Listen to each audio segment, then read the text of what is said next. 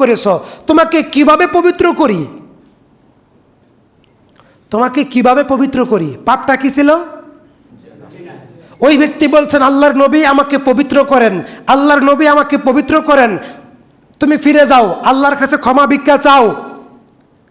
সাহাবী ওই ব্যক্তি একটু দূরে গেলেন, তার মনে শান্তি পাচ্ছিল না, আবার ফিরে আসলো, আল্লাহর নবী আমাকে পবিত্র করেন, তুমি তওবা করো, ফিরে যাও।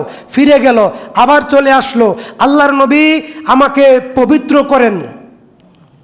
তখন নবী সাল্লাল্লাহু আলাইহি ওয়াসাল্লাম বলছেন লোকটা কি পাগল? সাহাবায়ে কেরাম বলছেন জি না, পাগল না। আবার বলছেন তাহলে লোকটা কি মাতাল, মদ খাইলো? একজন সাহাবী তার হাত এবং মুখ শুকে দেখলো মদ পান করে নাই।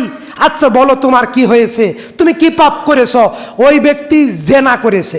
কি করেছে? জেনা করেছে। নবী বলছেন সাল্লাল্লাহু আলাইহি ওয়াসাল্লাম তাকে নিয়ে যাও, তাকে নিয়ে যাও, কোমর পর্যন্ত গাড়ো, পাথর মারো, দুনিয়া থেকে বিদায় করে দাও। সুবহানাল্লাহ বলেন। কোরআনের আইন অনুযায়ী তাকে হত্যা করে দিল। আরেকটা বর্ণনা আরেকটু কঠিন, 2 মিনিটে 1 মিনিটে শুনে নেন। একজন মহিলা জেনা করে গর্ভ অবস্থায় হলো, জেনা করে কি হলো? গর্ভবতী হয়ে গেল। সে ব্যক্তি, ওই মহিলা বুঝতে পারলো এটা তার পাপ, মনে শান্তি পাচ্ছিল না। আল্লাহর নবী জি আমাকে পবিত্র করেন, তুমি ফিরে যাও, তওবা করো, আল্লাহ মাফ করে দিবেন। তখন ওই মহিলা বলছে আল্লাহর নবী আমাকে কি আপনি ওই পুরুষ সাহাবীর মতো ফিরিয়ে দিবেন? আমাকে পবিত্র করেন। কি হয়েছে?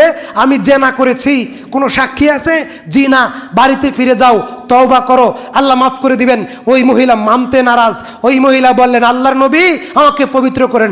আচ্ছা ঠিক আছে। মহিলা বললেন আল্লাহর নবী আমি গর্ভ অবস্থায় আছি। আচ্ছা যাও, এই সন্তান প্রসব করো, তারপরে আসো। ওই সন্তান প্রসব করলো, তারপর মহিলা আসলো। অন্যান্য সাহাবী বললেন আল্লাহর নবী তার তো বাচ্চা আছে। আচ্ছা ঠিক আছে, বাচ্চাকে দুধ পান করাও। দীর্ঘ সময় দুধ পান করালো। কয় বছর? 2 বছর। 2 বছর পর, 10 বছর পর জেনা প্রমাণিত হলেও তাকে দুনিয়ার আদালতে কোরআনের আইনে তাকে কি করতে হবে? রজম করতে হবে। গাছের সাথে বেঁধে, কোমর পর্যন্ত বেঁধে 100 বেত্রাঘাত কি করতে হবে? পাথর মেরে লাঠি দিয়ে পিটিয়ে হত্যা করতে হবে। 2 বছর পর আসলো ওই সন্তান, তখন দুধ ছেড়ে সাধারণ খাবার খায়।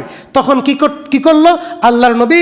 আচ্ছা ফায়ুর জামু, তাকে কোমর পর্যন্ত গেড়ে ইট পাথর দিয়ে হত্যা করো, ইট পাথর মেরে মেরে হত্যা করো।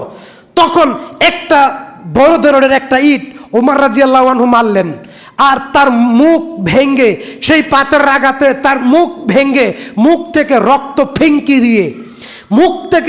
ফিঙ্কি দিয়ে ওমরের শরীরে আসলো। ওমর বললেন ছি ছি, অভিশপ্ত এই নারীর রক্ত আমার শরীরে, জেনাখোরের এই নারীর রক্ত আমার শরীরে, ছি ছি। আল্লাহ রাসূল বলেন ওমর সাবধান থাকো, ওমর সাবধান থাকো, ওমর সাবধান থাকো। আল্লাহ রাসূল একটা জেনাখোর মহিলার রক্ত আমার গায়ে লাগলো, ওমর তুমি জানো না এই মহিলা এমন তওবা করেছে, সারা মদিনার মানুষের মধ্যে, সারা মক্কার মানুষের মধ্যে তার তওবা যদি ভাগ করে দেই তাহলে আল্লাহ সবাইকে মাফ করে দিবে। ওয়া আখিরি দাওয়ানা আলহামদুলিল্লাহি রাব্বিল আলামিন।